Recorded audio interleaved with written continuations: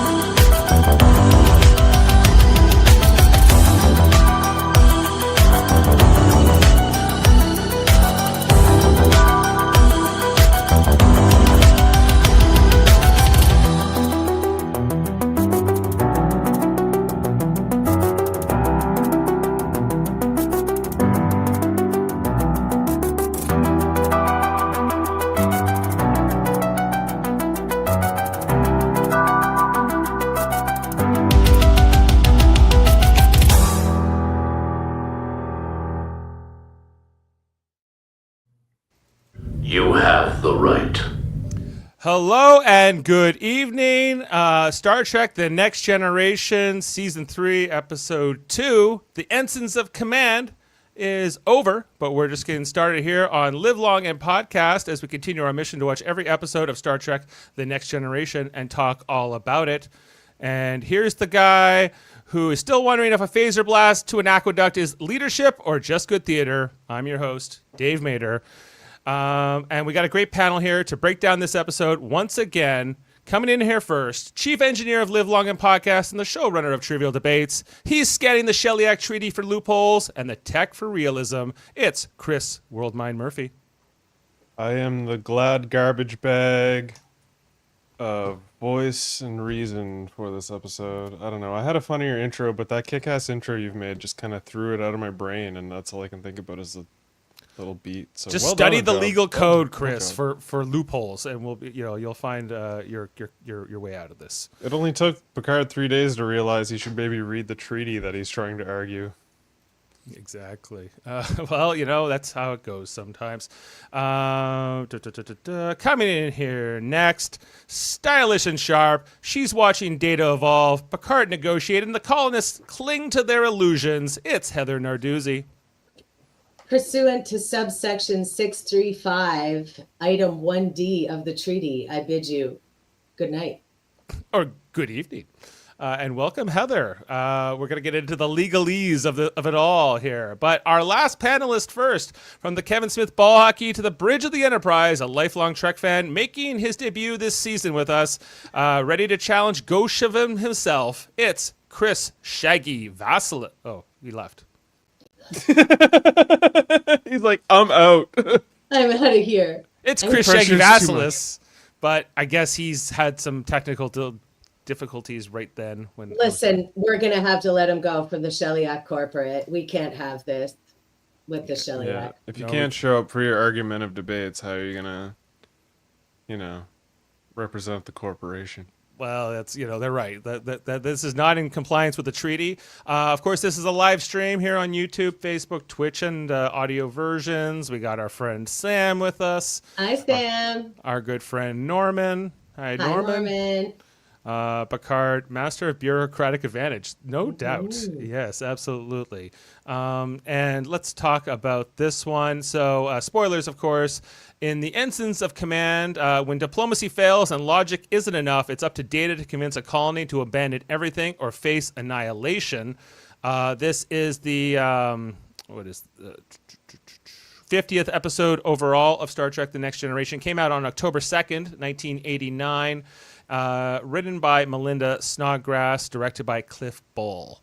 And now, I recognize both of those names. Can we get a rundown of episodes they've done before? Yes. I feel like Melissa Snodgrass has given us Melinda Snodgrass. Melinda, sorry. She wrote like the Measure of a Man, for instance. Yes, right. That was like her big one. She also wrote Pen Pals.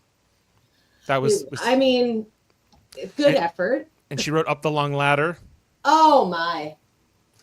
And at least that one's fun. she wrote this one, which kind of makes sense that she wrote this one and The Measure of a Man because they're both because she actually has a background as a lawyer, and that's kind of why how she ended up, writing The Measure of a Man, which is kind of a courtroom drama. Okay, Shaggy, you're back. I have the right to be here. I swear. Hey, man, it's really far in the Shedliak system. It takes time to make a connection. Yes, that's I have right. no idea what happened. I'm sorry, guys. No It's okay. worries. I did your little intro, and then I was like, here he is. I'm like, oh, he's not here. Yep, So he's gone. he's gone. But now you're back, so we're glad to have you. How are you tonight, Chris? I am doing good. How about you guys? Doing well. Glad to have you with us. Thank you. Thank you. And we were just talking about this episode written by Melinda Snodgrass, who wrote The Measure of a Man, and Up the Long Ladder as well. But, it makes sense with her background as an attorney that she would have, written this episode that's all about legal loopholes and treaty, kind of minutia, if you will, with sort of a real So much problem facing minutia. it. So much minutia. So much minutia.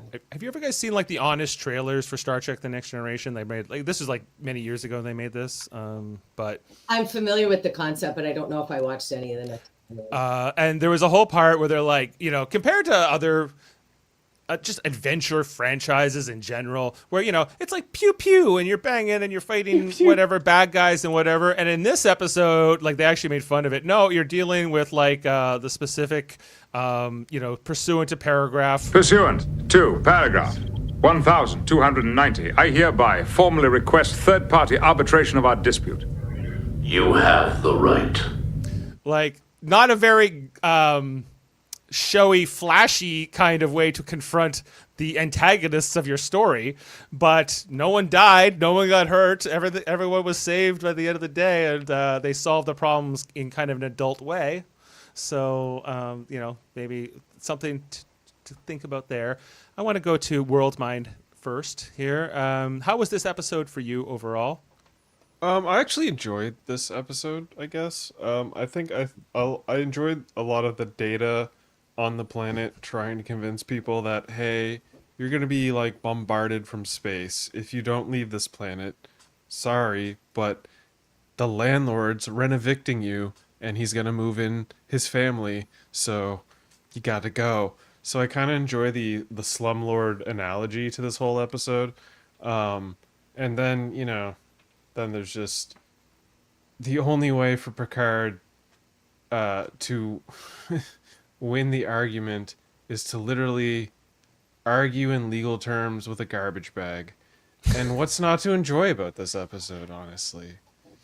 Well, it's there's I guess the plot with Data and the people on the planet. Ardrian Mackenzie, I believe, is her name. I guess the next love interest for Data after Tasha Yar, if you want to put her in that category. Who hasn't fallen in love with their ChatGPT? Well, some people for sure That's it. haven't. But You know what? I bet that gal fell in love with a lot of closeted gay boys in high school. Because, girl, you are barking up the wrong tree right here. But who wouldn't fall for cute Data? Data's great in this episode. right, and with her being a technologist, I guess it makes sense that she would sort of be kind of infatuated with Data on some level. Who wouldn't shoot their shot with that android? I'd go for it. Yeah, Who wants who wouldn't want a fully functioning vibrator? I was just about to make that joke. fully functional. It's not a joke, fellas. It's the dream. Well, Heather, was this episode enjoyable for you? How does this compare for other Next Gen episodes in your book? I mean, I couldn't, before I rewatched it today, I could not remember what the episode was about, what happened, who was in it. It's just like, I didn't dislike it. It had some good parts. I like Data. Picard doing his little walk around on the bridge and touching the little plaque and The cutting finger around, while he was gets waiting to me answer. That was so time. cute. I love that. That was very sweet. But this is, especially compared to other episodes this season, it's a nothing burger for me, this episode. Norman, I don't disagree with you. Picard does get to do some cool stuff this episode. And I do love bureaucratic diplomat Picard because I'm a dork for that stuff. But like, come on, give us something more. At least zhuzh up the garbage bag, rhinestone the garbage bag a little bit, give it some better lighting. I don't know. It's not. They it's gave not it my like a thing. tetrahedron shiny pattern, it literally looks like a Glad extra strength bag with a bit of like gloss to it. Yeah. Like what for me, like I couldn't really remember this episode very much either until I rewatched it either, Heather. And everything I did remember had to do with like directly with Picard and the Shellyak. And the plot on the planet with Data and the woman was, for me, like, I had forgotten. I kind of remembered it, but I was like, okay. Like, I was kind of getting refreshed on it. They were trying to get Data something more to do. This whole episode called The Ensigns of Command, I think, with Data trying to learn how to be more of a leader, a commander, which is kind of the whole idea of the episode. It works okay for me, but, like, it's not necessarily riveting, or anything special. You just got to convince a bunch of humans that they're being dumb, which is hard in its own right, I guess. I mean, I think a lot of it falls apart because of, I guess, the antagonist for the colonists. Mostly because, one, he comes off as not that intimidating, but he also comes off as super fake just because of the ADR.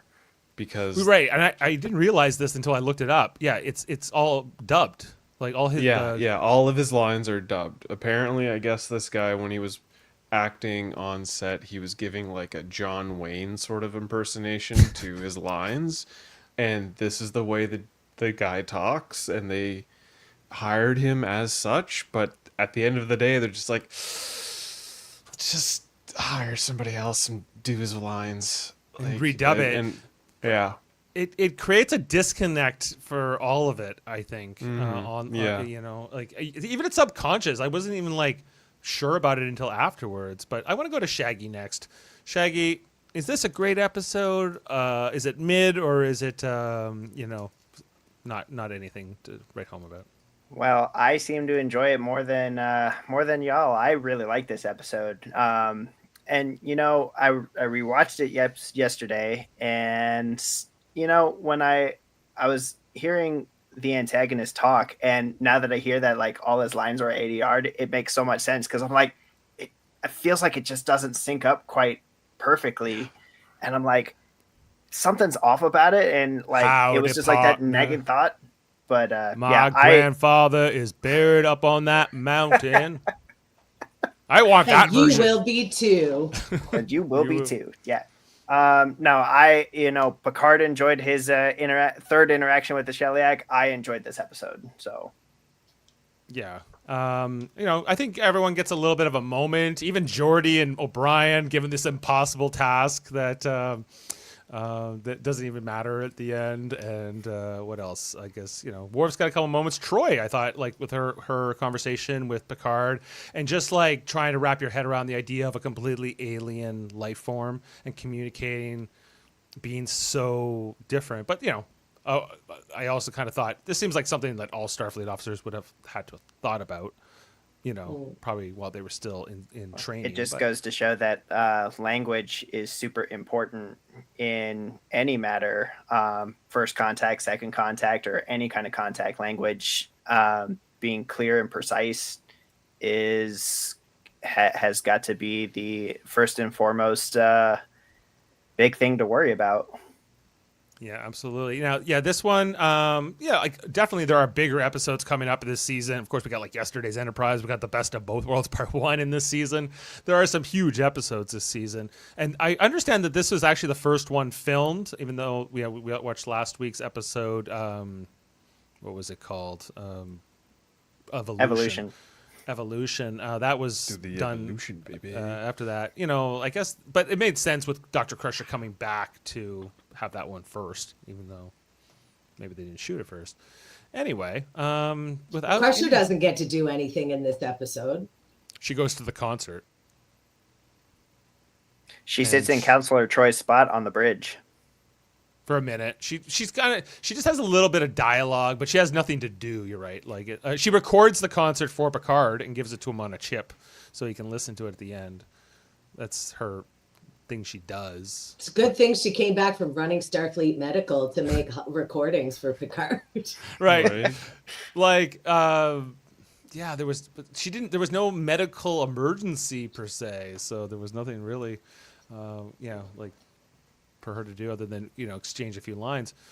But that's how it goes sometimes. Okay, well, with that said, let's jump into our plot breakdown and screenshots, and we're going to run through everything we saw in this episode. It's not going to take us too long, I don't think, because it's a pretty straightforward plot line. And like I said, there's not a ton of action. It's mostly solved with a lot of civility. It's exposition done well. And it made me realize watching this episode that they're not doing the same type of exposition in modern Trek, I find. Yes. Yeah. And when they do it, it's confusing as hell in the modern Trek. Like it's they tend to do it too quickly, in my opinion. They tend to, the science of it is not necessarily explained in a way that I find satisfying. So, well, I mean, 90s Trek had Heisenberg compensators and, like they just make up whatever for what the science is. But it's all made up. It feels more satisfying.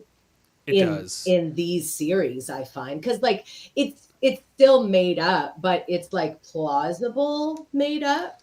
You buy it more, you come to, and they're more consistent with it. I guess that's the other thing that's really nice about this era of Star Trek and the original, whereas I feel like the modern post-Discovery Trek isn't always consistent in these areas. And we know you're a stickler for that, Dave. I don't care so much, but you definitely do. But I mean, that's what's beautiful about Trek. People like different things, right? There's so much to like about it. True. And speaking of liking things, look at this outfit. Look at this Vulcan violinist.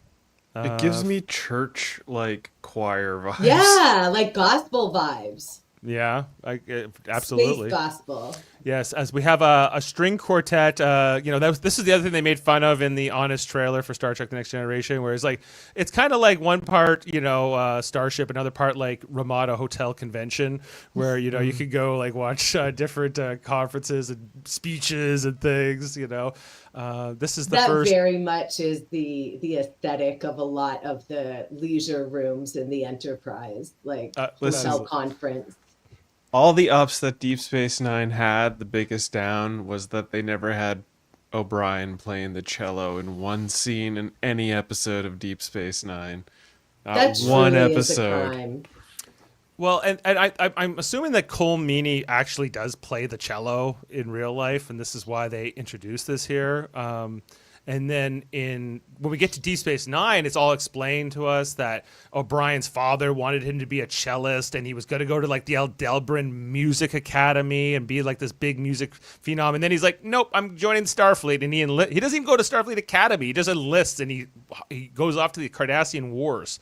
This is not. He really didn't want to play that cello. No, you want to get shot at by Cardassians every day? Okay, that's what he chose to do. With his answer is yes. Cole Meany has been playing the cello since he was a child, and he still plays it today. There you go. Wow, that's so wild that they wouldn't have him play it on Deep Space Nine at all. Yeah, but they acknowledge that this is part. Well, I guess because they had him on screen doing this, that they needed to explain it somehow, right? And that's the reason they came up with that. He was going to be like this thing, but it was his father's dream. It wasn't his dream. But he's still good with it. He plays on tours. Cole Meany plays tours live. Oh, we lost our host, Dave. Oh, He's no. coming back, though. Don't worry. Guys. What is happening with the tech today? It's like Geordi and Wes and O'Brien can't get it running. I just hit a button on my mouse that went back on my browser. So It was user error. it was user error, absolutely. Anyway, so Dr. Crusher and Picard are here in 10-4. They've been invited by Data, or they're coming here. They've taken an interest in being here because Data is playing in this. And Data, as he walks in, he doesn't have emotions, but I guess he's something about them being here. He didn't even play Vic Fontaine. Yeah, no blue skies. or anything here. So he's a little apprehensive, let's say that, about their presence, saying that he thinks they should come back when they have another violinist. He's not feeling that good about it. And Dr. Crusher, she has a really good line here about telling us. Telling us why you're going to fail before you make the attempt is never wise. Right. Don't tell us you suck, but try it out, and maybe you'll make it. But I don't play with heart. I don't play with feeling, I'm told. By the Vulcan? Who told you this? The Vulcan told you don't play enough feeling? Or was it O'Brien, right? And he says, what about honesty? Picard said... Excessive honesty can be disastrous, particularly in a commander. Knowing your own limitations is one thing. Advertising them to a crew can damage your credibility as a leader.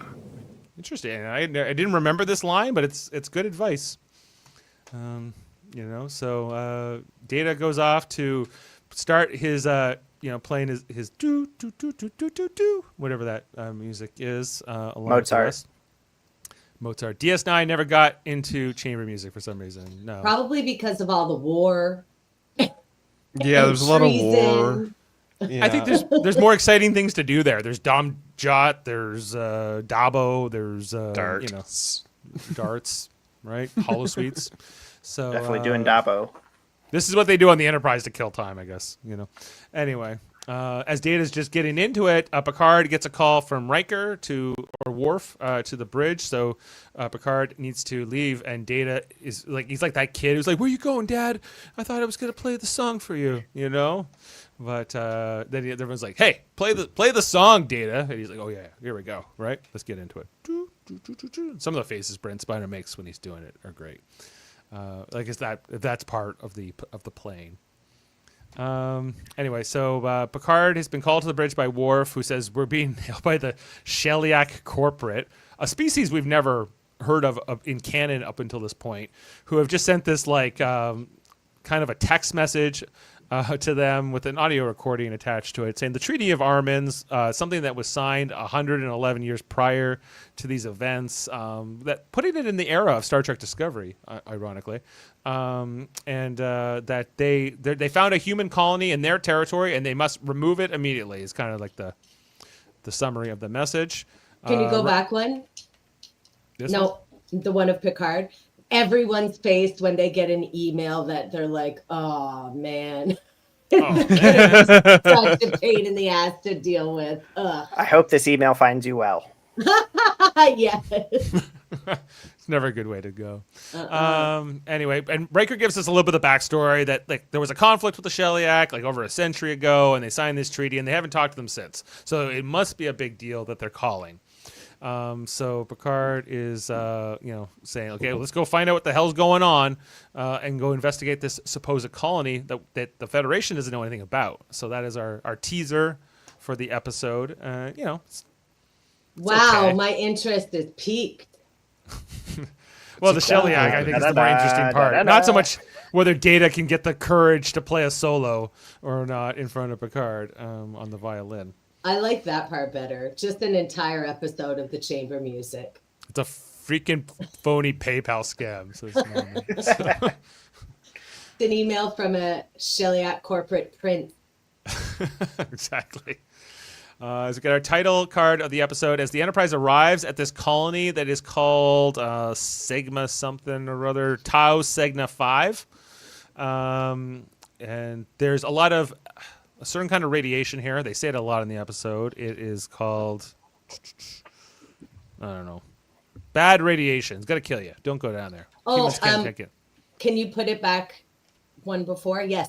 I'd like to point out that Crusher is now wearing wigs this season, next season, season 5, and then 6 and 7, it's her own hair again. In season 1, it was her own hair. And then here, I just checked, it's her own bangs, but a wig on top.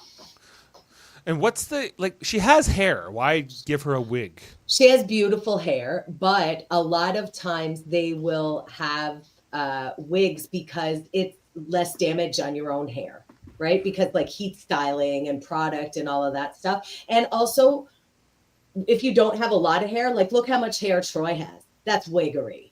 right? The front Right. of it is probably her bangs and then a big fall. So you get that big dramatic hair. But Crusher has enough hair and such beautiful hair. I have no idea why they would have chosen wigs, which is why I pointed out, because she's gorgeous. and I'm excited. Maybe the only plausible reason is because her hair was too long and she wasn't willing to cut it, and they Yeah. wanted to like, signify Give her some this type like of- poofy 80s triangle yeah. look. Anyway, she's gorgeous. I love it. Wigs. Michael Dorn is also wearing a wig that is not his own No, hair. that's his hair for sure. I said I kinda got see the jealous that seam nobody line could from have here. hair like that. So Anyway, Yeah, but since his hair looks so soft. since the Enterprise has Data here, he's the only crew member who can't be affected by this radiation. He is sent to go talk to the colonists and tell them there are some aliens coming to kill them in like 2 days, so they're going to need to evacuate right away. So The Data- look of just like, really, me? me, yeah, and like I'm happy they've gone to these new uniforms, but there's still like this variation in season 3, especially the early part of season 3. It's very tight, and like. And I was thinking about that watching this episode. I'm glad you pointed that out. The themes. Yes. The themes right here. That's super weird. Obvious. They didn't keep this style of uniform very long. I guess maybe it was like they were folded in a box or something, and then they had to come out. I don't know. I don't know where the seam No, went. those seams are there, and they're meant to be like darts for fitting them properly. But like, the fit is weird. You The know? fit is Because- weird. Yeah. I think because of those seams, that's what's causing a bunch of the bunching. Yeah, I think Yeah. so. Well, we're gonna see the first known example of the Picard maneuver. In this episode, I'll let you know when we get to that. He's gonna but- do it. Yeah. But so Data's sent along here, and then we get this kind of conversation between Riker and Crusher, that's the only thing she really has to do here is to explain to us that, like the Shellyak are going to get deadly, and she goes, "How deadly? Very deadly." Like the Shellyak don't mess around. If they find humans there who they consider to be a lower life form, they will consider it an infestation and eradicate everyone. So not good. Those are the stakes here. So Data, you're get going. As they now it's up to Picard and Riker to try to figure out a plan B here in the meantime, while Data is sent on this side mission. So we then see that the shuttle has come down to the planet, and 2 of the colonists who shouldn't be able to survive in this radiation, considering humans are not able to survive in this radiation, but have somehow found a way to adapt, find the shuttle. I guess they saw it flying down from the sky, and they start, being a little nosy, I would say, with it, checking it out. And when Data shows up, they go, "What the hell's that?" And I don't know, Brent Spiner go, "What? What are you looking at? What's behind me?" I can't remember these 2 guys' names, but they're one of the 4 colonists that speak in the episode. And Data introduces himself, says he's from the Federation, which they say our great grandparents were citizens of the Federation, but they don't know much about it. And so, well, I'd like to, come tell you everything that's up. Meanwhile, Heritath and Tau Cygna, sorry. Yeah, Putting it out there. they are the descendants of a colony ship that Riker looks up here on the Enterprise. It was called something. I don't know. I lost that. But the name, whatever happened, the ship, they lost track of the ship. They didn't know what happened to it a long time ago. And it must have crashed on this planet, and some of the people survived and then formed this colony. Data doesn't have a lot of details because he says in the early days, survival was kind of more important than, keeping the ledger and writing down the journals. But hence to say there are now 15,000, did I get that right? Colonists at this time. The Enterprise has an evacuation limit, I think, of 8 or 10,000. So this would be very difficult for the Enterprise to get all these people out of here. Where are I they think they going to could put 8 squeeze or it. 10,000 people on Like, the Enterprise? They have team? the room. That thing is huge. The Enterprise is big, but for a short term, if you just got to get to the starbase, you don't need to give everyone a room. I guess you could probably make it work. Also, Put they them in have the a daycares. holodeck. They got a holodeck. They could store a bunch of people in the holodeck. That's not how that works. Yeah, it seems to sometimes, but Yeah. they have the big shuttle bay, which we never get to see. But the main shuttle bay is massive. Alone. Listen, I'm I don't sure know, they some filled people it- would they be filled it happy up to pretty hang good out with with the Irish people and chickens. So True. They got those Listen, Irish people out there. I think some people would be happy to hang out with the dolphins and cetacean operations. that's true. Yes. Who wants to swim with the dolphins? Me. It's going to be a whole thing. I As we- love this matte painting. Love it. I always see- love the matte paintings that. Yeah, we see the colony. It works well. The matte painting works well in this composite with the practical things they shot. This hold up for you, Worldmind? Yeah, no, this looks good. Like, you can't go wrong with a classic matte painting.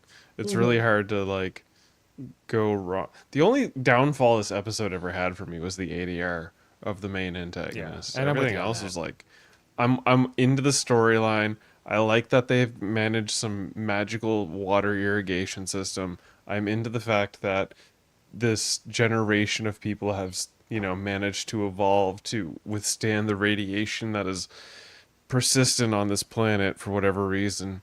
And I'm into the idea that, they don't entirely want to leave, but, nobody that gets Renevicted ever really wants to leave, or anybody that gets colonized ever really wants to leave, or anything like that. For sure. I mean, And these colonists, well, in particular, the leader here, the guy who gets ADR'd, Goshavin, he's a little skeptical of androids and technology, kind of treats Data more like a thing than a person. But Data's kind of saying, well, these Shellyak are coming to kill you. I know you've never heard of them, but they are dangerous. And Mr. John Wayne here, he doesn't take it too seriously. how much fresh water does Data need to stay cool? None?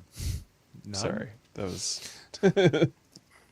Anyway, so Data is not being very convincing here. The Mr. Leader man just kind of goes back to, I guess, whatever he's doing with the water treatment here, the aqueduct maintenance. And just then Data gets a wrench thrown at his face by his new love interest. Is it a wrench? I thought it was like an electric baton. It's like a pipe or something. It's a big, heavy thing. To check out his reflexes by Ms. Mackenzie here. What's her name? First name? Ardrian? Anyway, she's interesting. I was getting major 1980s vibes from her in this whole... Well, I guess this was 1989 when they made this episode. But she's amazed by Data to see something as sophisticated as technology, but to be fair, anybody in who didn't grow up on this colony is also amazed by Data. He's kind of a one of the I guess not a wonder of the world, but he's kind of a wonder of the galaxy, if you will, in this time. And she's like, I have a million questions for you. This was the best, where he was like, I do not have time to answer a million questions. That was a good line. The shade he threw in this episode was excellent. It was like this line, and then there's a couple other lines later in the episode where he's just like, just being an absolute bitch. Yeah. We see Mr. Goshavin's not happy that she's warming up to Data and they're forming a friendship. He's considering that a threat. Again, it's like... You know why he's mad? Because he's not fully functional, and he knows it. He's not fully functional. On the Enterprise, Geordie LaForge and Chief O'Brien, they're summoned to the observation lounge, and Riker says, okay, I got a job for you, and I don't want to hear it's impossible, but you got to beam up all these colonists through that radiation. And Geordie's like, that's impossible. Okay, I guess we'll try to make it work.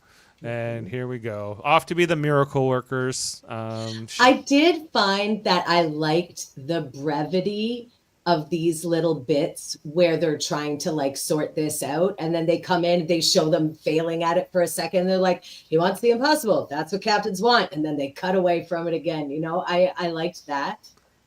Captain is short form for wanting the impossible. Like this is what the command guys do, Shaggy. They ask for things, and they're like they're little children. It's in the job description. I'm surprised nobody read the fine print. Exactly. That's how it goes. If you don't want to have to do impossible things, become a captain, and you can just ask for them then. And that's how it goes. But meanwhile, they're gonna have to try to figure out yet another backup. We need to look at this treaty. I think is the kind of conclusion of that scene, as we head down back to. We head over to the bridge, I guess Picard is going to try negotiation, try to talk politics. And this is where we get our first example of the Picard maneuver in clothing. This is where Patrick Stewart would always like tuck down like the bottom of his uniform because it would ride up. Is now that now that he's got this new 2-piece version.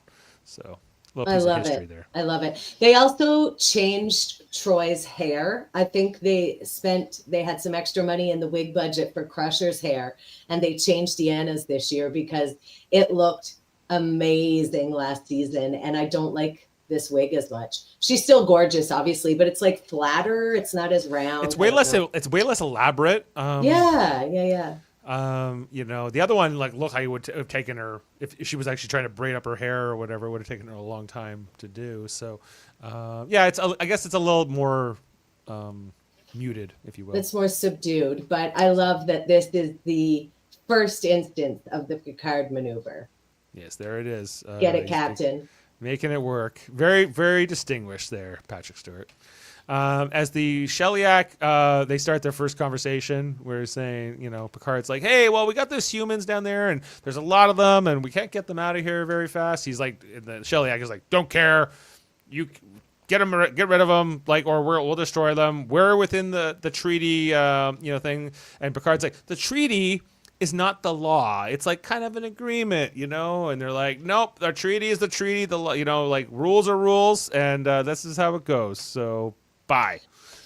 I love that meant to be in the inside of their ship. What a dramatic bit. He's got crystals from the ceiling and coming up from the bottom, and he's like, look out, I'm going to get you with my treaty, Captain. This is the glow up he needed after being stuck in Metamucil and ink for ages, No, yeah, it's like, I guess, you can kind of see that it's not the most sophisticated special effects now, but at the time when I was a kid watching this, I was like, wow, that's so alien. That's so different. That's so... It does. I will admit, it feels very alien and different. Ooh. That's for sure. It's like, this is not typical general alien concept, and it is a fun way to present an alien, and I don't hate it. How many lights do you see? Well, it depends how we're counting. We got Truck Reviewer saying, so are the ensigns and who is in command here? So who are the ensigns and who is in command here? Well, we'll find out. Maybe do we find out? I guess it's Picard. The guy who voices the Shellyak also voices Armus. Yeah, that makes sense. And they reuse the costume. It makes sense to reuse the voice actor. Yeah, we'll just bring him back. He'll just be... Yeah, because he's not quite a bad guy, as much of a bad guy as Armus was, but he's still not pleasant. He's still covered in photocopier toner from the Armus thing, so they're like, just get him back in here. Exactly. Anyway, so Picard's got to figure that out. Then we got Data goes with Ardry and Mackenzie to her home, where they're kind of talking about the problem of how they're going to convince the colonists, convince the leader that they need to go, like that this is dangerous. And she's all with them. She's with Data. She's like, I believe you. I think we need to leave. I think even What is this robot sculpture? Is that ever addressed, or is it just like she just thinks robots are cool and this is an indicator of that? I think it's her art. Yeah. I believe it's like she thinks robots are cool. That's her art of making a robot, or it's and a now really she has crude a real sex life doll. robot to make out with. It looks like the droid from Phantom Menace, or like a little bit, yeah. Yes. And Data Roger, goes, Roger. Yeah, like you're the most sophisticated piece of technology we have, Data, and he's like, yeah, you're right. This is not compared to this. Shade number 2. Yeah, he's like, idiots. Is that red bit under the head like its tongue? Because that's a pretty deep tongue. That's like Gene Simmons worthy. It's like a mouth. Yeah, it's like a kind of a, I don't know. It's I feel like the inside of its beak is just painted red. Right. Is it a piece of art, or is it actually meant to be some kind of a robot? I don't know. It's hard to I say. bet you It it was a gas can. I bet you it was meant to be a robot, but it became a piece of art because it couldn't exceed that level of, existence. It didn't actually work, so therefore, not a thing. Anyway, so I think Data gets a call here from Picard in the middle of this conversation saying, how's it going? Have you convinced him to leave? Not really. So not going so well. Then we have a scene where we go to the transporter room and we catch up with Geordi and O'Brien, who are trying to figure out how to make this transporter thing go. And this is their first attempt. So they beam, I guess, it through the radiation. And this is why it's impossible, because we can see the result. You wouldn't want to go through that transporter and come out like that. It might be unpleasant. This is why Barclay is afraid of the transporter. Look what they did to that thing. I think the people who are, it's not just Barclay. Barclay has the most extreme example, but like we know that, Bones, McCoy. Yep. Dr. Pulaski. I subscribe to Pulaski. her theory of never using the transporters. Oh my God, she has a battle droid by the stars. Yeah, that's what Yes. exactly. At least they don't have a Jar Jar. Well, good point. That's a good point. If Jar Jar shows up, Data, when to beam up, and then the Enterprise leaves. That's the episode. Credits. Wow, we got some more comments. All right. Well, so they're going through like Wesley is kind of present here, but he's always like in the background and he's barely on camera for a lot of this scene. But he's also here. Anyway, Riker shows up for a status update. How's it going? Here's our first attempt. Not good. And the Riker's like, not good. See ya. He's like, okay, cool. I'll be back. The whole scene. Yeah. Bye. Yeah. Right. We then go back to the planet. Goshevin showing us. He's like, look at what this is. And Data's like, it's water. And he's like, no, it's blood and sweat and tears and everything we built on this colony over the last 90 years. And my grandfather is buried on this mountain. And Data's like, well, I get You're all that. next. And what Still you've done- water, though. He's like, I'm not trying to take away from what you've done, but the fact is, this planet technically doesn't belong to humanity or the Federation, and we have to leave, or Yeah. they're going. Well, there's going to be a war, and there are a lot more people are going to die. And Your so- grandfather crash landed here, and you guys decided to make a home out of a ditch. You gotta leave. Yeah, but you made a good run of it. Good job. It's remarkable. I guess this is part of the reason I didn't find this episode very engaging is I just didn't buy into this guy as a leader, like if I lived in that community and a super cool android came down from the stars and was like, these guys are going to show up and start killing. And the leader of my community was like, no, we're staying here. I wouldn't just blindly agree to stay there. Yeah. I just don't understand why everybody is so loyal to this guy. But I guess it's also that, as you were saying earlier, that you would want to stay because that's your home. But I just find it's like none of the people seem very alarmed or upset or. They should be scared to death, is what they should Yeah. be. But this comes up in Star Trek over and over. It's going to come up in the next episode when we're going to talk about the survivors next week. These idea that these colonies, well, sometimes it's not even just a matter of leaving. They get attacked sometimes. They get destroyed. This comes up a lot. I guess the Maquis is all about that, right? Like all these people who don't want to leave their home colonies, and even though there are plenty of planets in the galaxy, but this is our planet. This is our piece of land, and we're not giving it up.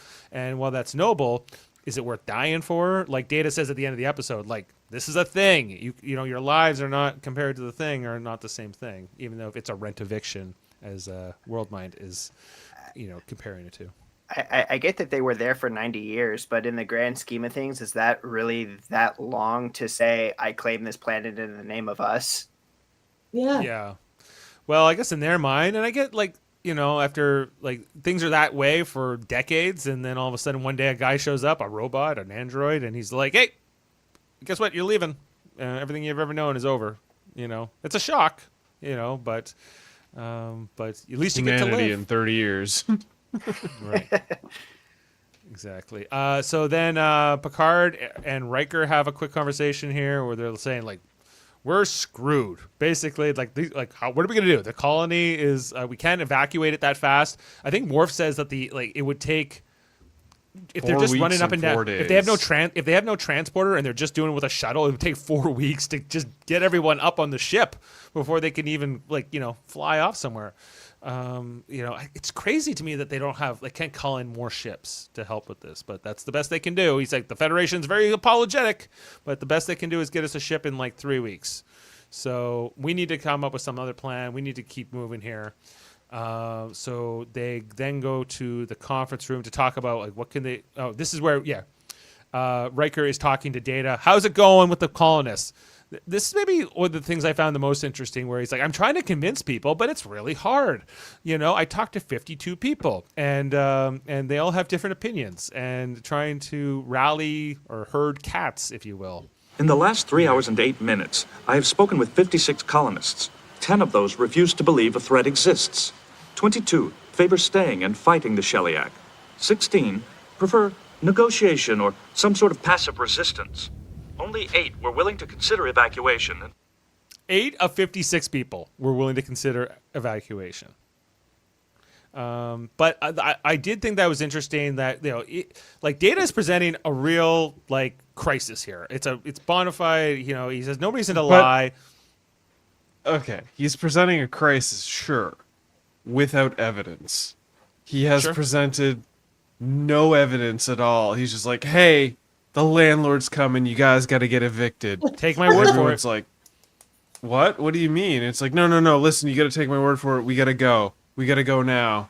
It's like, you should pack up your shit right now. It's like, what do you mean? Shaggy got a take on that? Do you think, Source, trust me, bro. The Shellyak are coming to take us all out. So, I mean, he could have presented his arguments a bit better, but I mean, he's also talking about a very low percentage of the planet as well. So, I mean, he only talked to 56 out of 15,000 people. Right. Maybe he needs like a megaphone to get his message out more. I'm not sure. But I guess the idea is he needs the leadership. He needs Goshevin to sort of get on board. That would really help matters along. But Riker says, I don't know, man. I don't know these people. Figure it out. You got this is what you're trained for. And he kind of just defers to Data. He's like, not my problem, your problem. Figure it out. And then he hangs up on Data. When Data is then approached by his friend Adrian Mackenzie, who says, okay, things are going well. And then she kisses him out of nowhere here, where he's like, I'm because not, it looks like he needs it. He needs it. Did he need it? Well, maybe. He just wanted to show up he was still fully functional. I don't know. He didn't seem very functional. He seemed a little aghast, if you will. But I don't know. Even Brent Spiner's performance, everyone, I think it's decent. I think he tries his best with it. But she's just, that's what you do sometimes. Now they said you can kiss somebody when you're solidifying a friendship. This is what Data was citing. I've never solidified a friendship with a kiss, but does anyone want to start? Next time we see each other in person. No? Okay. I'll bring the wine. The blood wine. Yeah. Interesting take. Anyway, so then she also says to Data at the end of that conversation, why don't you just try to scare the bejesus out of them, basically? Why don't you just try a more hardline approach? Little reverse psychology, Reverse psychology. Stop trying to be nice about the whole thing. This was maybe my favorite moment when they're still trying the transporter thing here. It's Geordi, Wesley, and O'Brien, and it's a little less melty than it was before, the little test tube that they've been beaming through. Picard goes in, he's like, how's it going?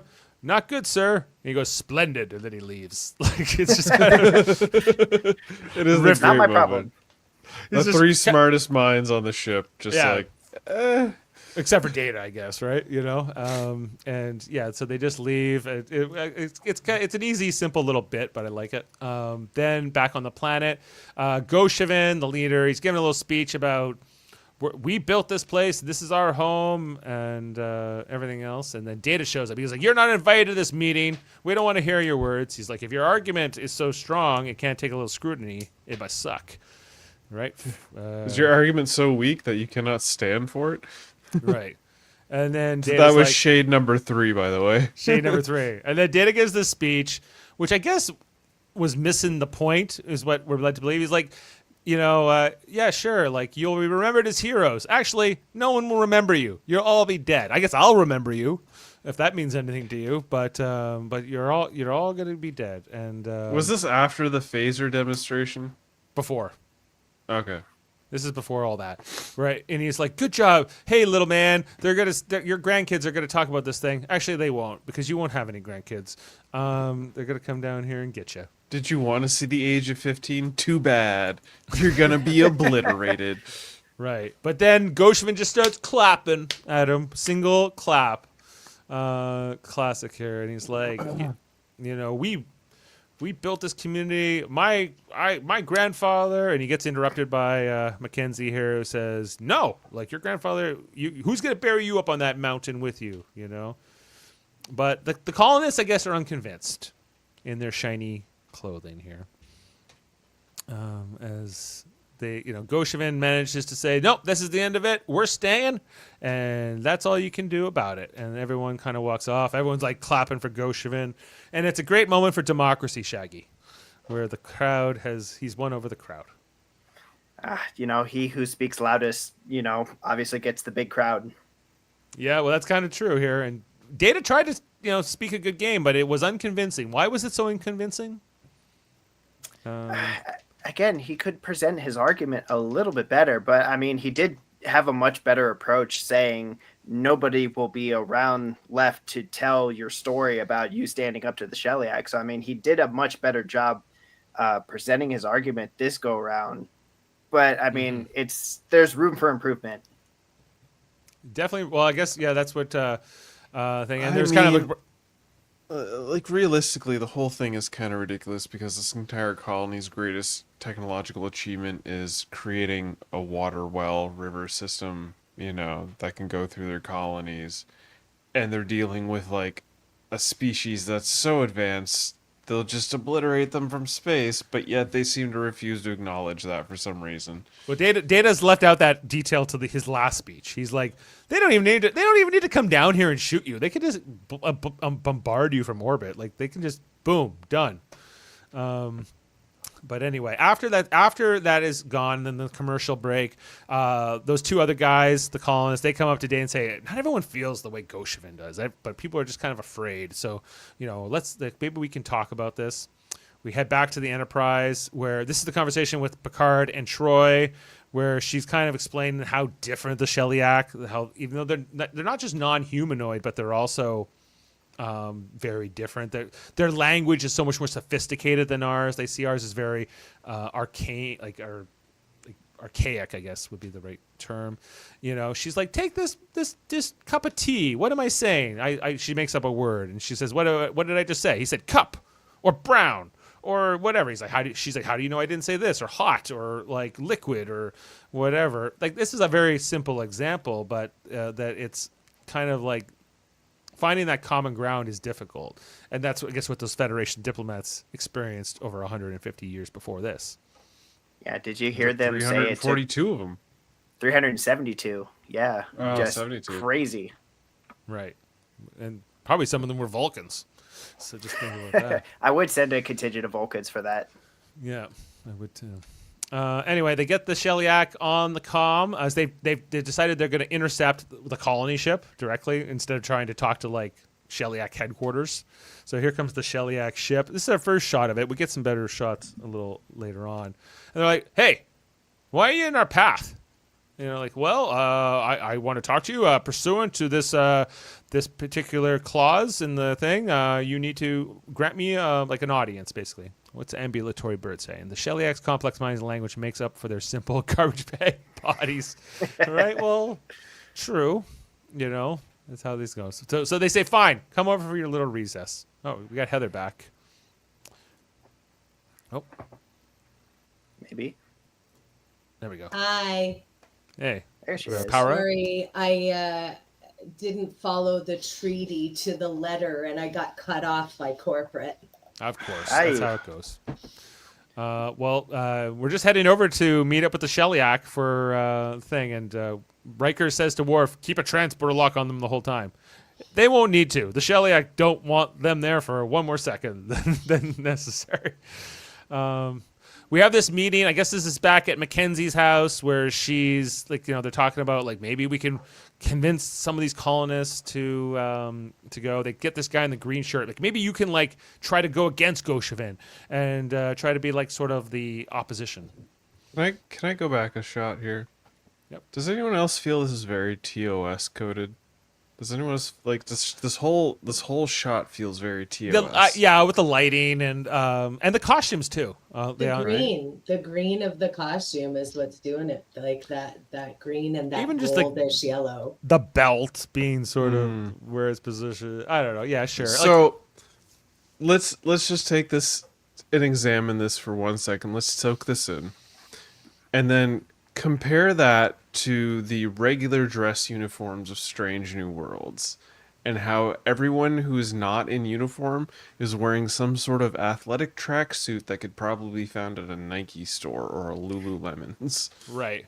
Well, I would say that's the other thing that's different in the new era of Trek is when they're trying to create civilian clothing now. In like, if you watch Discovery or Strange New Worlds or Picard, they're mostly just wearing what we would wear, in our contemporary times. But back when they were making TOS and TNG, they were like, no way, so, like fashion will change. Civilians will dress like dorks in the future, and this is what it's like. So, hence Man, I can see it now.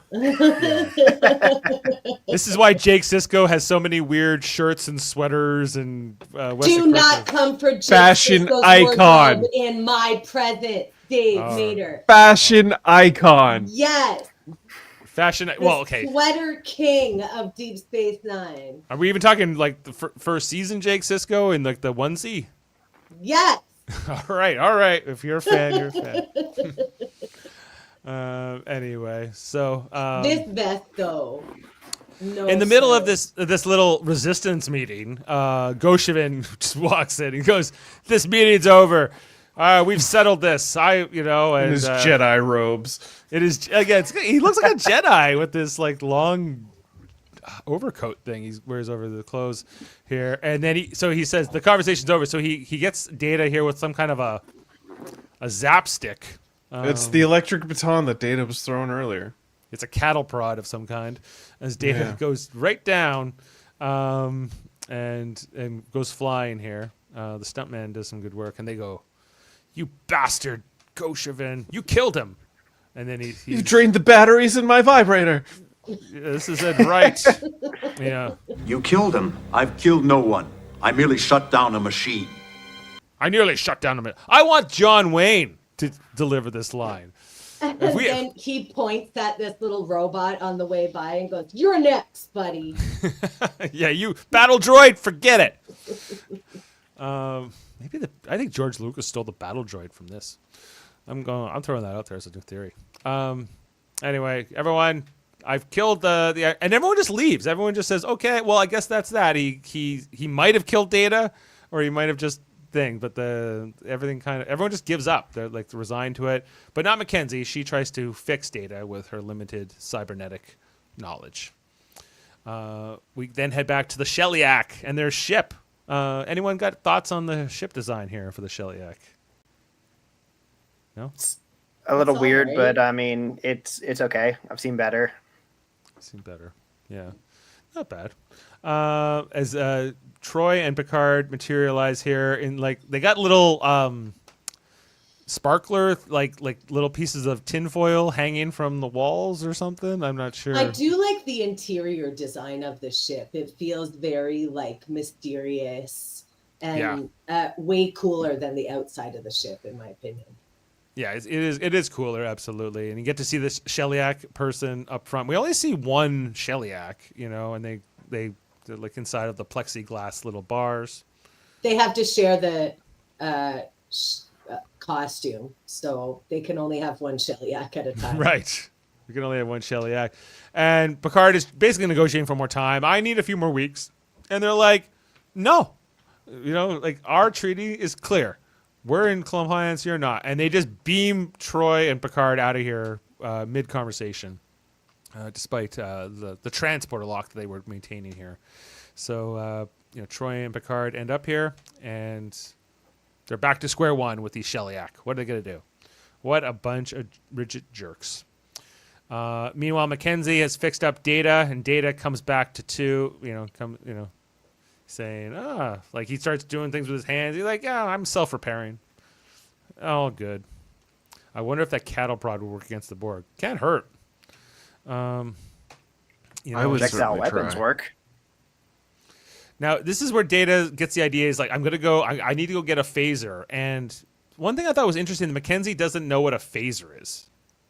She doesn't know what the phaser is, but I also wanted to highlight this scene a little because I love the idea that he needed to use one of his positronic neurotransmitters or whatever to make a smart phaser to align with the radiation. And I was like, wait a minute, why don't we explore that idea more in modern Star Trek? Where's the smart phasers? I hope stuff like this gets a little spotlight in Starfleet Academy.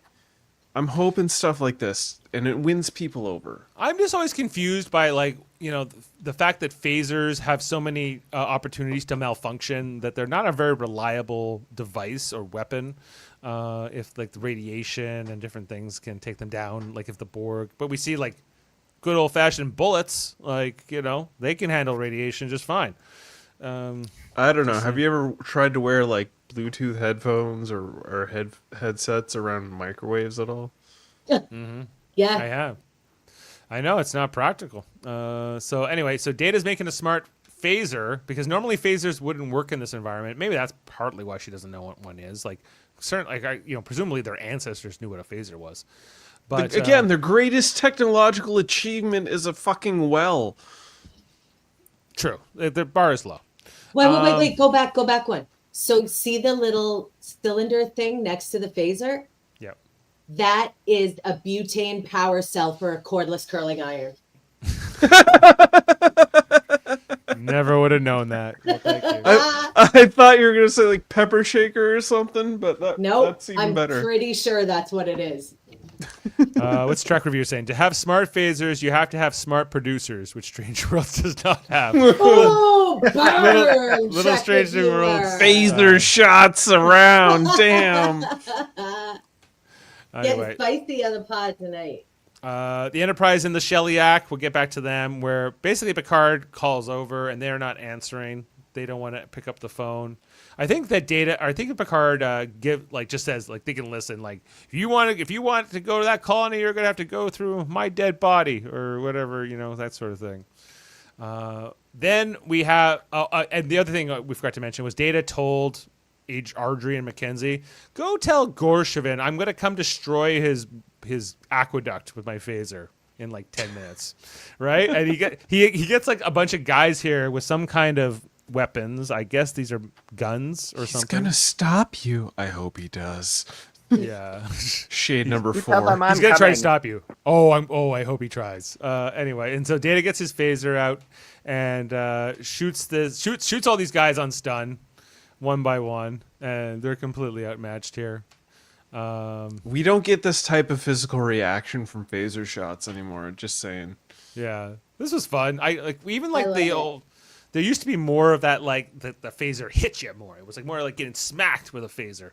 But they all the impact lifts you off your feet and sends you flying. I love that. Now you just like collapse basically on where you are. Boo. Yeah, less exciting. Anyway, so then Data comes out. That was the stun setting. This is not. And then he fires it, and he destroys the aqueduct, I guess. From this one little shot, it sets off a chain reaction that spreads throughout the entire matte painting, if you can believe it. Goes through the entire system. He's like, listen, if you guys can't leave, then you can't drink water. Now you have to leave. Yeah. There goes your little system. Hope it was worth it. And they're like, damn, son, what the hell? He's like, oh, and guess what? The Shellyak can kill you from orbit. So maybe you should actually, like, grow a brain. How's that? Those eyes in that shot right there, that's shade number 5. Yeah, just the facial expressions he gives them. And then Mr. Greenshirt's like, screw you, Gorshavin. We're not dealing with this. Like, one guy, you know, because Data's like, I'm one guy with a phaser. Imagine like 100 Shellyak coming down here with the crazy weapons. From the orbit of space, they will wipe you out. Yeah, this is over. And then John Wayne here, he's just like, oh, I guess that's sad. Hulk music plays. Is they're all like, okay, well, it's the over.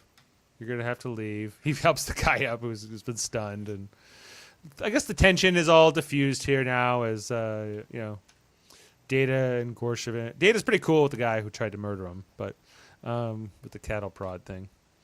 But anyway, they're all gonna have to find a new way.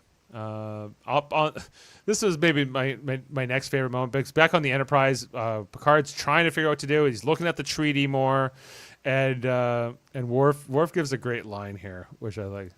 This is hopeless. Fighting would be preferable. I'd rather fight than try to figure out this legalese and all this this paragraph subsequent of sub-treaty 2 or whatever. Let me punch a garbage bag. Why would I read this shit? I would much rather punch the garbage bag than try to talk to the garbage bag on their terms. Want to die an honorable death. I guess Suffocate me with the garbage bag, Daddy. No, wait. Klingon hug dungeons. Picard manages to find some kind of a clause here about mediation, which Troy says she doesn't follow, but why? You know, like any amount of time you can buy here is good. Because this is such a classic trope, like the hero discovering something at the last minute, being like, "Get me the Shellyak," without telling anybody what he saw or what he's going to do or anything. Right, you know? You're right. Yeah, And for the woman to be like, "What, Captain? What do you mean? I don't follow." It's like it's 1989 or something. Right. I don't think you need to be a great legal mind to understand that. Like, but anyway. But yeah, you're right. This is to give Picard his like hero moment. Absolutely. Worf, this is for Tashiar. Avenge her. Avenge her against Armis's cousin.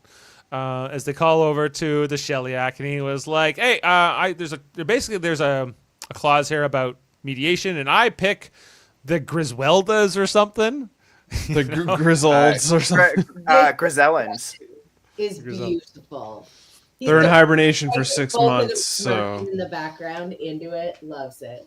Right, and they're like the Grisellans, like and he's like, but if you want to wait 6 months before you get your colony, that's fine with me. Then he cuts off the communication, and he just lets them sit and cook there for a couple of minutes.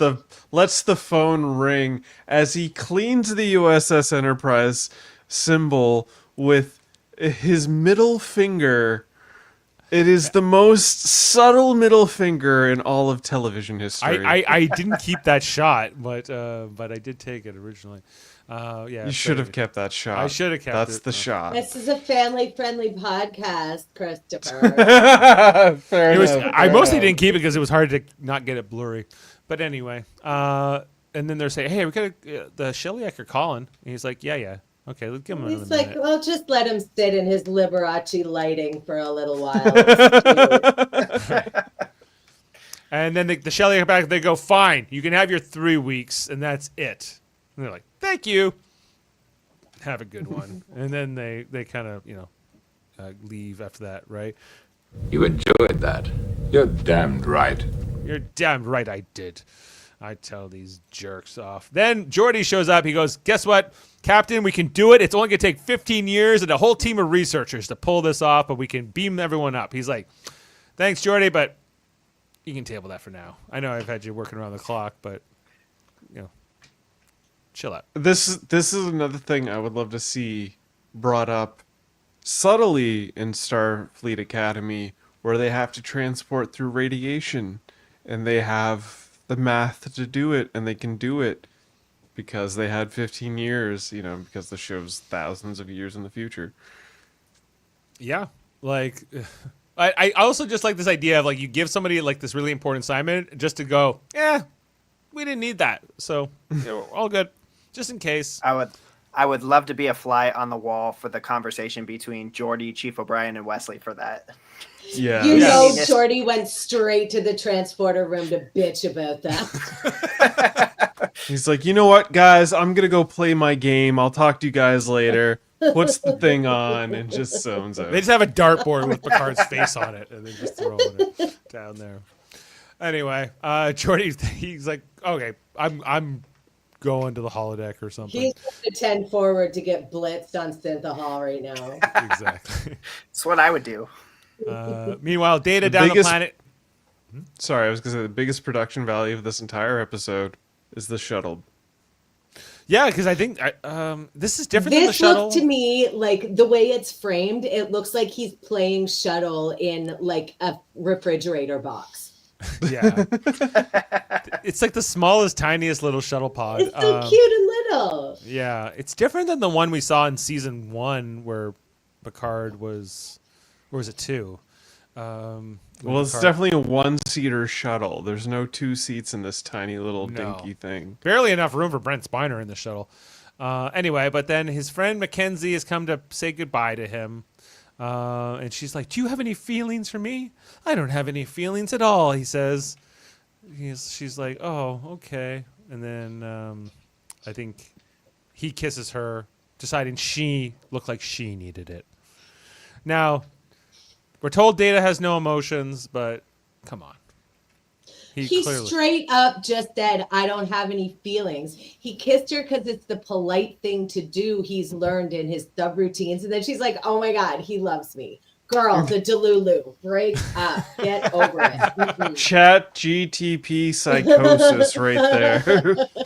Well, that might be a whole new condition I think that we're going to see. Anyway, so yeah. Oh, look, there's 2 seats after all. What the fuck? There's a second seat. One for Data, one for Lore. But that is the tiniest one window 2-seater. Totally is. But isn't it weird? Like, like she's like, "Hey, when I I go to my new colony, you want to look me up? Here's my number." None of that. It's kind of like this is the end of it all. Banished and never referenced again. Exactly. I'll remember you forever. I'll never reference you again. Right. Trek Reviewer saying, reviewer. "I'm willing to bet most of the dumb shit in the Kurtzman era of Star Trek will be ignored by my next producers." By the next producers? Yeah. I don't know. I think no. I think the next producers of Star Trek are actually going to surprise a lot of us because, from my understanding, the gentleman that has the lead, and his name escapes me, is a huge Star Trek fan, and he's a great comedy fan, and he does good art. So I honestly believe when Kurtzman's contract is over, we're going to see a different revival of Star Trek that's going to be for the better. I hope you're right. Like, I think we need a creative shift a little bit. Like, I think, but because Kurtzman's been in the role for over 10 years now, so for better or worse, and I think a change in leadership would be a good time to do, just to freshen things up, just to get some new life in there. Just like how we needed new life at the end of the Berman era. Like Berman kind of overstayed his welcome in a lot of ways. Right? So new life and, dare I say it, new civilizations. Exactly. Wow. So just for the end of the episode here, Picard is listening to Data's recent concert, which I guess Crusher recorded for him. Data comes back from the planet to kind of talk about they basically were these were the 2 characters that had the 2 plot lines in the episode, and now they're converging here at the end. Coming off of that earlier conversation they had at 10 forward about playing the and not talking about your faults and what it takes to be a leader. And Data saying, I'm just approximating music. I'm not really playing like O'Brien's playing the cello. But Picard says, "Oh no, you took these different music styles and you put them together and you improvised them, and there is originality to all this, and that's very admirable, and you should believe in yourself more, Data, and not I guess be so humble in some ways." And is there anything else I'm missing at the end of this conversation? I think that's the main point of it, right? Yeah. And he does grow in his confidence as this season and the series will go along. So it's a good conversation to have. It's not bad. That's right. Data at this point would never have written the ode to Spot, but we do get that masterpiece down the road. It's true. It's true. His artistic develops throughout the seasons. And that is the episode in screenshots. Boinking. Oh, Still proving he's fully functional. Just no more who is boinking Spock, please. Oh, really? I don't know. I'm into that. Let's find out. Let's have Spock boink more people, more fun, more Spock. You will get your wish, Heather. Don't worry. Thank you. Spock and McCoy, season 4, Strange New Worlds. Yes. It's Ponfar all the time. I mean, Spock and Kirk, the original Spurk, like that basically is how fandom was invented. So let's have them together canonically on screen. Yes, please. Yes, what's Rub those ambulatory fingers. bird? Interesting to see how Data applies this lesson when he commands the ship in Redemption with that unsubordinate officer. Yeah, and there's that other time where he has to tell Worf off as well in Gambit. I love that one. Yep, So that one's a good one. Right. Well, normally I get Jody to do the trivia. Is anybody I can step up for it this week? Well, you know, I had a little, not so much trivia, but I did have something to show y'all, so I'm gonna add this to the stage. Okay. This is an audio clip of Granger Hines in his actual voice. So. Oh my God. God had nothing to do with it. Hi, That guy? my name's Granger Hines. That's the guy. That's the guy? That's Gershwin? That's Gershwin. Wow. In this script of trying to put the pieces together. I guess they were going for like an old What western the hell thing, has this maybe. man done? Like, I don't know. But then they changed their minds. That's what we're gonna find out. My grandfather was buried up in that, On that there mountain. Writers on the script, so I just wanted me to talk about individual characters. Where is he? Where is he? You better tell me where he is. Where is he? I want the original cut now of this episode with this guy doing his real voice, not the fake. I thought version. this argument was finished. I thought it was finished. Yeah, so very, very John Wayne. I got a couple of things here if anybody wants to hear about them. Okay, the Shellyak vessel is a reuse of the merchant cargo ship from Star Trek III, The Search for Spock.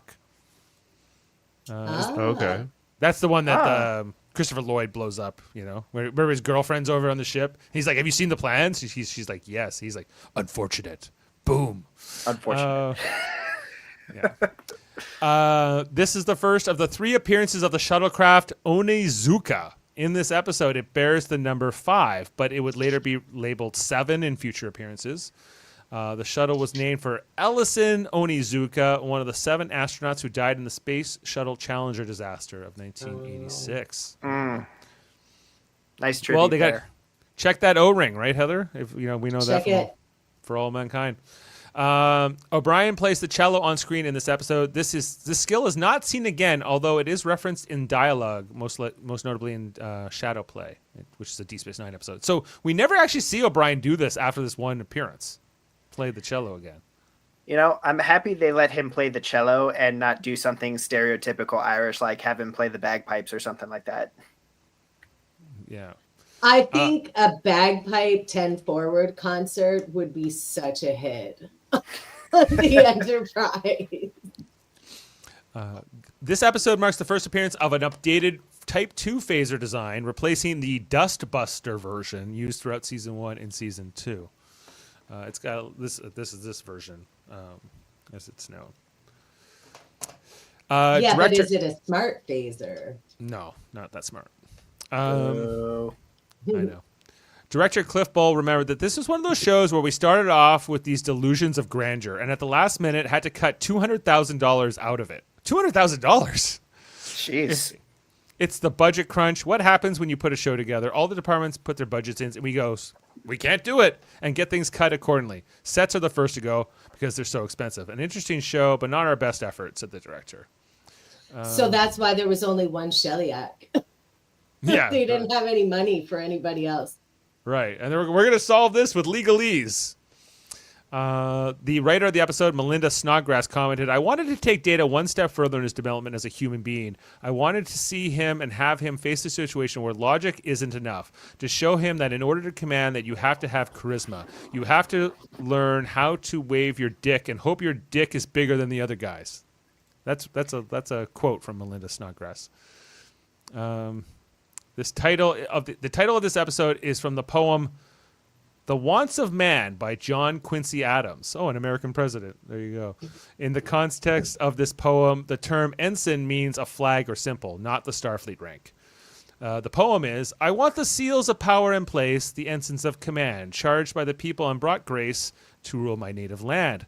Nor the crown nor scepter would I ask, but from my country's will, by day, by night, to ply the task, her cup of bliss to fill. Does that mean anything to you, Shaggy, as an American? John Q is a great man, great president. But I've actually never read that poem, so got really nothing to add there. Well, it rhymes, so there's that. I would like to interpret it as Felis catus is your taxonomic nomenclature, an endothermic quadruped, carnivorous by nature. I think he got a beat there. I think you're right. During the filming of this episode, the entourage of the 14th Dalai Lama visited the sets and had the pictures taken with Brent Spiner. One of these pictures appeared on the original UK VHS release of this episode. While the Dalai Lama had been touring the Western United States, his schedule precluded him from visiting the set in person. Okay. And one last fact here. There was a complication regarding the involvement of Wesley Crusher actor Will Wheaton in this episode. Even though he had been cast in the film Valmont, which would be shot in Paris during hiatus since the second season, and all the movie's production schedule was due to run over the first week of filming in Next Generation Season 3, Wheaton didn't anticipate a scheduling conflict. That was because this episode was scheduled to be produced first instead of starting with the third season premiere Evolution, which we did last week. Wesley's participation in this episode was therefore in question. One of the producers told my agent that they could not write me out of the episode, Wheaton remembered, because it was a Wesley-focused episode and I couldn't go work in a movie. He called my house and told me, it's a Wesley episode, and I'm writing a scene with you and Gates that's going to be your mother-son relationship moving forward, and it's really important to the series, and he just lied to me a few days before we began production on that season of Next Gen. The producer wrote me out of the script entirely, and it was appalling. The message was very clear. We own you, and it was a move to sabotage my career. Wheaton was extremely upset and felt betrayed about the situation, which led to him wanting to quit the series. I remember reading that, and the producer was Rick Berman. Yes. Shocker. Not The biggest. Are of the we butts. surprised? No. Not knowing what I know about Berman now. No, it adds up. Yeah, and they're like, no, you can't go do this movie. This is a Wesley episode. Actually, it's not. We're it's just a power. And to play circle move. back about producers, the gentleman that is taking the place of Alex Kurtzman is Chris Parnell, the voice of Jerry from Rick and Morty and other like SNL skits and stuff like that. Chris Parnell, the famous comedian. He is a big Star Trek fan, and I feel like he has the heart to drive it in a direction that maybe might echo the sentiments of like TNG and classic Star Trek. Chris Parnell is taking over for Kurtzman. Yep. My mind is blown. I'm gagged. I'm gooped. That's amazing. Oh, Yeah, something here. Okay, I just need to. Sorry, I have to get my spreadsheet guys ready here. I'm ready for the ratings, but I just had to get this going. Thank you for your patience. It is much appreciated. All right, let's get into our ratings for this episode and put a score down.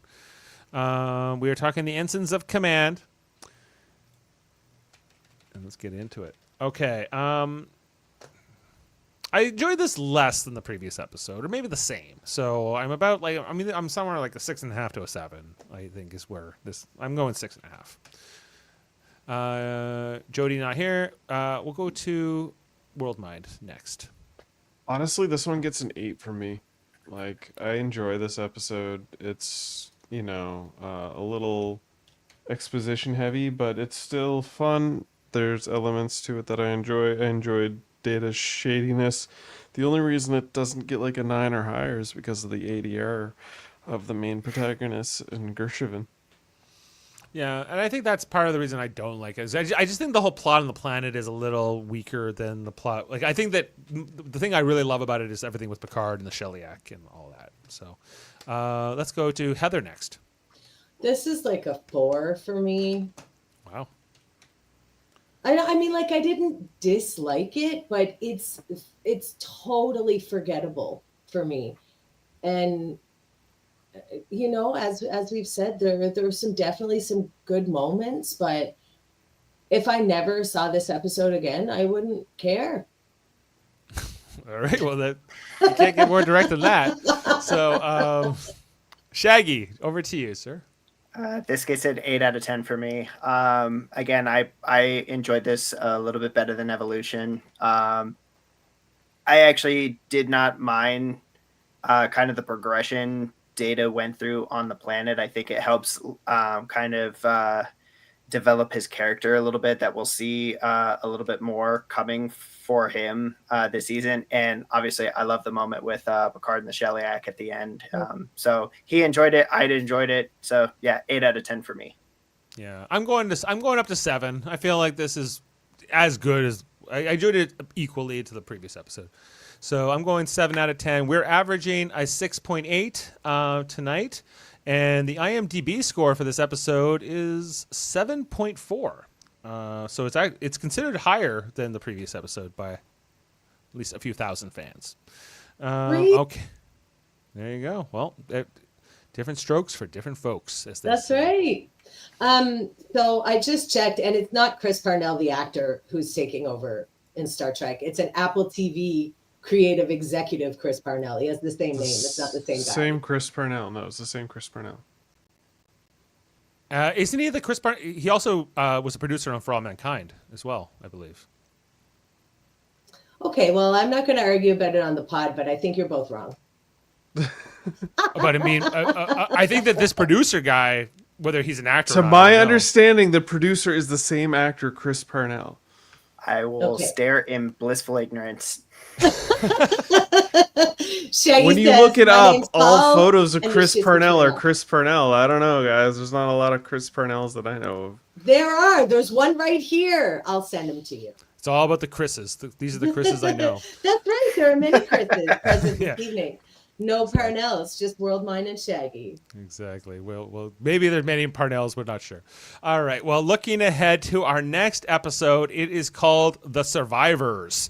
And this is a classic one, I think, from Star Trek The Next Generation with Kevin Uxbridge and the, what are they called? The Husnock and all of that stuff. So I'm looking forward to reviewing this episode next Thursday night. Who's on that one? We have Jody, Kevin, Adam, and Stephen Waters coming in for this one. So we're going to have a group of 5 as of right now. So it might be a little crowded, but it should be fun. This one will be exciting. I don't think we've had Stephen on Next Gen yet, so it'll be exciting to bring him into the mix. And then, of course, we are covering a new episode of For All Mankind every Monday night. We are now into the 3rd season, and our next one is Season 3, Episode 5, 7 Minutes of Terror. Check that out on Monday night. We'll be talking all about that. It is so good. If y'all haven't seen For All Mankind, get on it. It's a fantastic show. It's so great. Yeah, absolutely. Maybe involves that Chris guy. We're not sure. And then Heather's right. Heather's right. I'm wrong. Thank Heather's you. right. Say it again. What Heather's was that? right. What was that? Yes. Heather yes, Narduzzi is 100% correct and right, and I am in the wrong. And beautiful. On this day in the year of our Lord gorgeous. 2025. Do I need to pull that as a sound clip, Chris, and then play it? There you go. Cue. We did cover all Star Trek: Strange New Worlds season 3. If you haven't caught that yet, you can go look at that. And we right up into the finale, whatever your mileage is on that.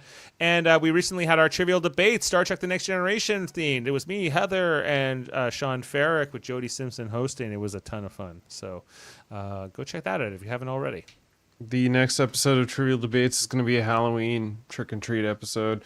I'm debating if I'm going to do 2 episodes or 1 episode. I have to figure out things, but and what are the topics? It's just Halloween. That's the topic. Yeah, it's just spookiness. So whatever the host can conceive of questions, I've got to find a host. I think I had one in potentially Stephen Waters. I got to do some things, but Halloween in October. Right. Well, that's how it goes. All right. Well, I think that's all we have for tonight. Thanks, everyone. What's that, Shellyak? The given time has elapsed. You're right. Okay, well, let's get out of here. We'll see you, everyone, next time. Live long and podcast. Thanks to everyone on the panel, and you have a fantastic night and weekend, and we'll see you next time here. And we'll close out with this one. Where's my little Shellyak guy? Picard and Shellyak. There it is. Pursuant to paragraph 1290, I hereby formally request third-party arbitration of our dispute. You have the right. Beam up some Star Trek content with Live Long and Podcast. A roundtable movie discussion with Hey, did you see this one? And movie reviews with Hold Up, a movie podcast. And take a peek into the darkness with Heard Noise, Must Investigate with Michael Chan. Watch us duke it out on trivial debates. And let's chat about TV with the Super Mater Brothers. It's all here on the United Federation of Podcasts.